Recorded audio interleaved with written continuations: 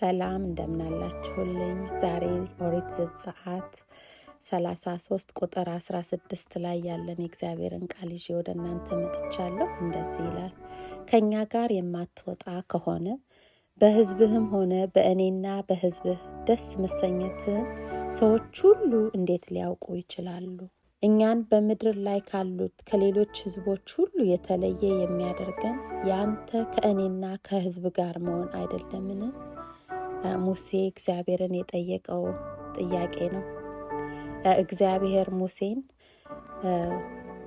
ከግብፅ ምድር መርተህ ያወጣሃቸው ሕዝብ ሁሉ ተነስታችሁ ለአብርሃም፣ ለይስሐቅ፣ ለያዕቆብ ለትውልዶቹ ጭምር ወደ ሰጣቸው ተስፋ ሊሰጣቸው ቃል ወደ ገባቸው ምድር ሂዱ ብሎ ሲያዘው ፊትፊታችሁ መላእክት እየመራ ይወስዳችኋል ወደ ከነአን፣ እኔ ግን አብሬያችሁ አልወጣም፣ ምክንያቱም ይህ ሕዝብ እልኸኛ ሕዝብ ነውና በመንገድ ላይ እንዳላጠፋቸው አብሬያችሁ አልሄድም አላቸው እግዚአብሔር።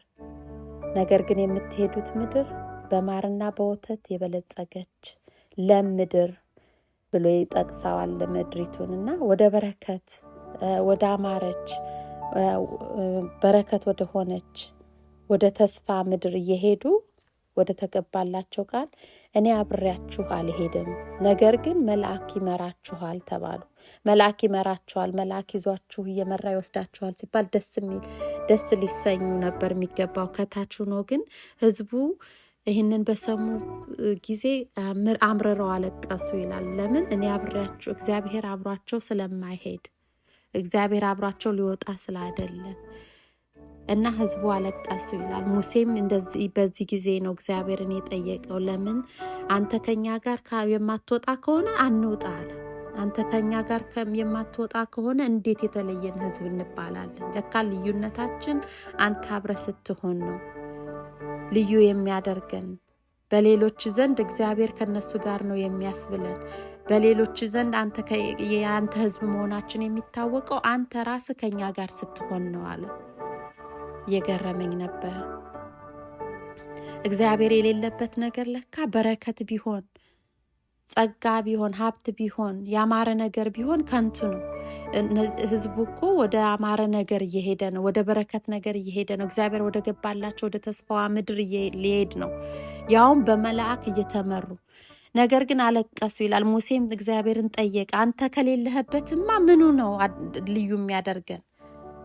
ልዩነትናችን ለካ እግዚአብሔር አብሮ መሆናችን ነው ከሌሎች የሚለየን። ከምንም ነገር ብርቅ የሚሆነው ድንቅ የሚሆነው ለካ የእግዚአብሔር አብሮ መሆን፣ የእግዚአብሔር ሕልውና አብሮ ሲሆን ነው እንጂ ሌላው ነገር አይደለም። ዛሬም ደግሞ በዚህ ምድር ላይ ስንኖር እኛ ከሌሎች ልንለይበት የሚገባው፣ ከሌላ የተመረጠ ሕዝብ ሊያደርገን የሚገባው፣ ተለይተን አውትሻይን እንድናደርግ የሚገባው እግዚአብሔር ከኛ ጋር አብሮ መሆኑ ነው። በዛ ሕልውና ውስጥ ስንኖር ነው የተለየ ሊሆን የሚገባው።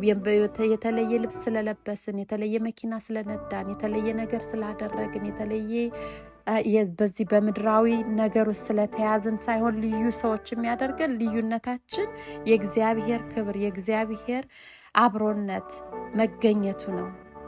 ዛሬ ይህንን እንድናስብ እፈልጋለሁ። እኛ ከሌሎች የምንለየው በምንድን ነው? እግዚአብሔር ከኛ ጋር መሆኑ ነው ልዩነታችን። የእሱ ሕልውና፣ የእሱ አብሮነት፣ እሱ ያለበት ሁሉም ነገር ሙሉ ነው። እሱ ባለበት ጎደሎነት እንኳን ራሱ ሙሉ ነው።